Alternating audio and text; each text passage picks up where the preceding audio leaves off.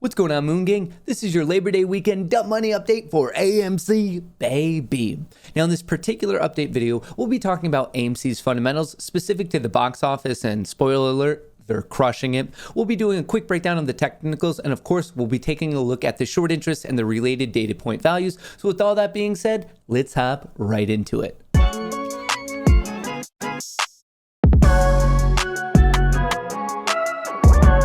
Let's get rocking. So to give you a little bit of foundation, on Friday when the market closed, AMC was at 44.02, which was a drop of 36 cents. And by the time the market closed up after post-market trading, it was at 44.11.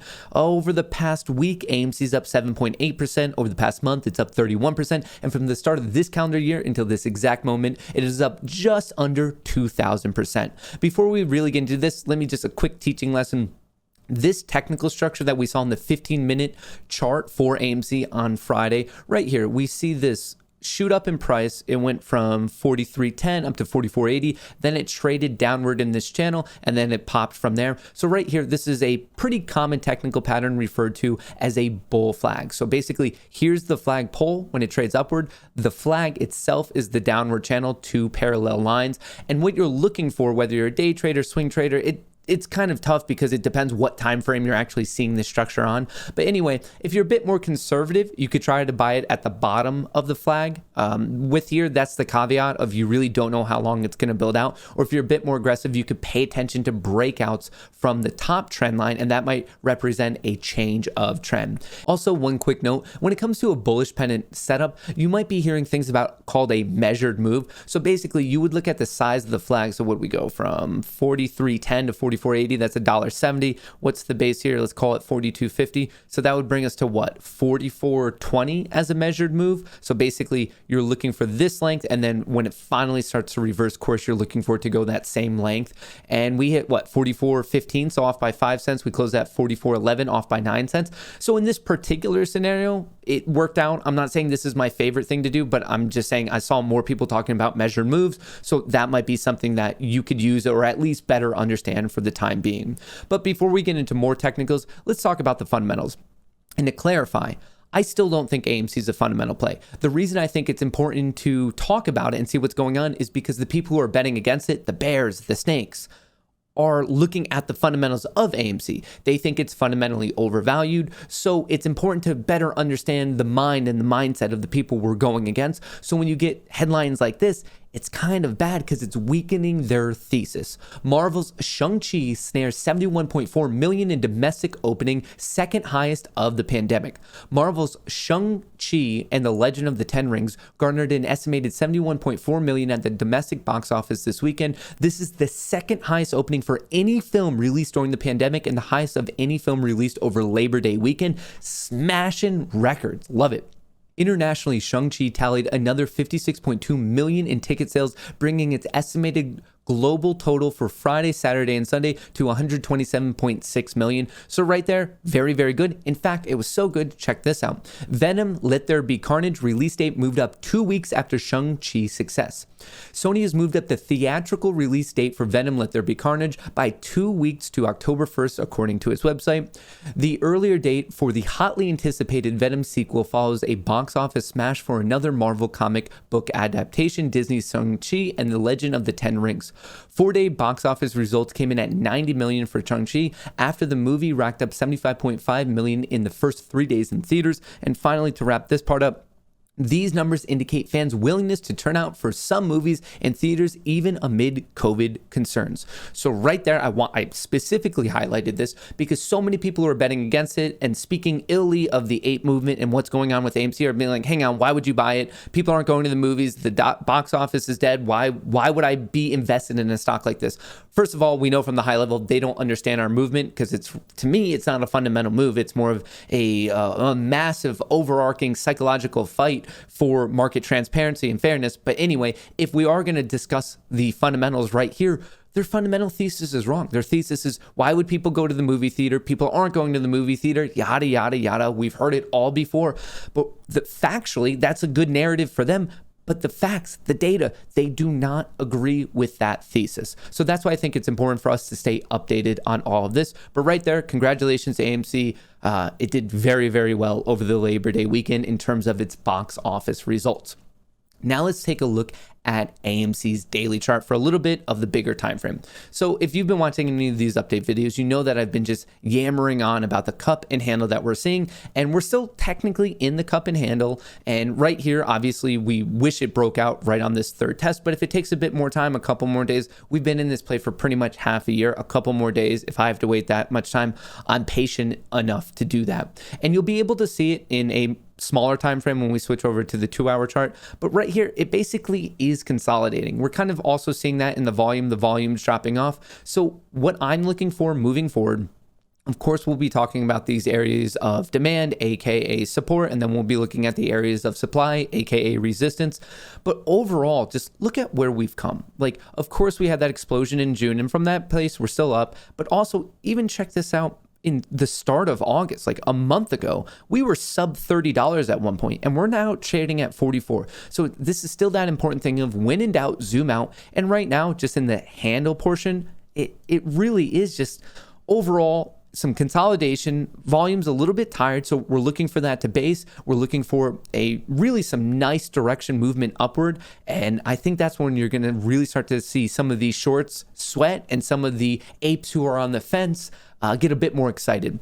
And in terms of the exact levels, I'm looking for the support that was created kind of over the past 2 trading days. I'm watching for AMC to hold 42, and below that, we know we have strong support at 40. And in terms of breakout, I want it above 45. I'm still beating my drum about the importance of breaking above the mid 46s. And then right here, the low 48s are probably they're pretty evident that we need that technical breakout. And above that, I think 50 will act as a strong psychological magnet. And above that, you don't know where it's going to go, but I do believe, and we're about to see this in the data, that once we get into this region between 50 and 60, 62, this is where we could estimate that a lot of the current shorts took their position.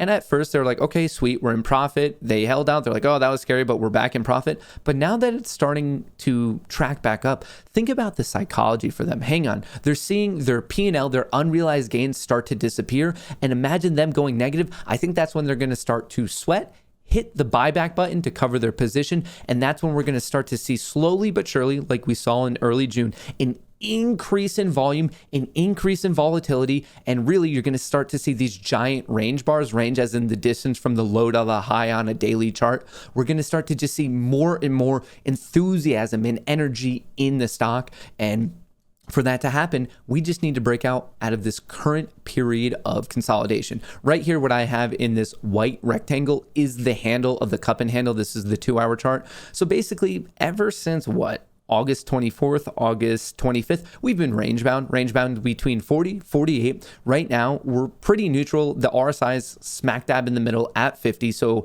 there's not much directional momentum in terms of the relative strength index. But what we are seeing is a bit of momentum in the MACD, the moving average convergence divergence for both the RSI and MACD. If you want to know more about them, I do have standalone videos on this channel. But anyway, we had this bearish momentum and it's starting to change, as in there's less bearish momentum as we're tracking up, more and more bullish momentum, and we're looking for that crossover.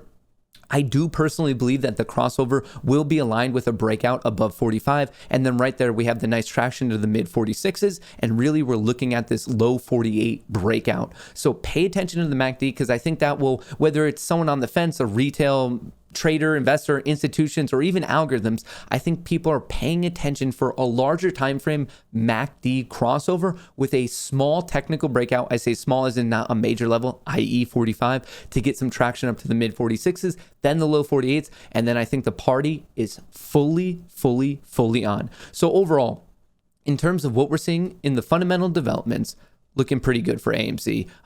At least it's weakening the thesis of the people who are betting against it. Right now, the chart's good. Not that long ago, we were sub 30. Right now, we're consolidating in the mid 40s. I'll take that. And right here, let's take a look at what's going on with the data related to AMC. So these numbers all did update, just so you know, it's like kind of a Labor Day thing. So on Friday morning, we started off with the short interest just below 18%. Right now, we're just below 19%. So that's an increase. The utilization was 90.8. We're currently sitting at 90.9, so that's a small increase. And also the shares on loan, this is an interesting one. On Friday, we were at 112 million. Now we're at 118 million, a 6 million increase. That's pretty notable when you're talking about 112 to start with. So right there, because we did see an increase, well, first of all, that does raise the proverbial ceiling of where we could go in the event of a short squeeze, but it also explains the recent drop in the average age of shares on loan because we had such a sizable block that just started. So right now they're age 0 or 1 days. So that's going to drop the overall average, but we're still sitting at 53. And I'm just bringing this to your attention because that is really what ties us back to, okay, the basic idea, the quote unquote average that these shorts got into it. And that's why I'm saying, okay, above 50, that's when I think a lot of the shorts are going to start to sweat because that's when they see their P&L go from a small green to red and to hopefully a lot of red pretty soon for the people who are currently betting against it. But across the board, the short interest, the shares on loan and utilization for AMC up. And that, like I said, just raises the proverbial ceiling of where it could go in the event of short squeeze, a gamma squeeze, and FOMO buying, and of course, all three of those playing into each other and really building it up in like a more of not even a linear manner, definitely like more of an exponential manner.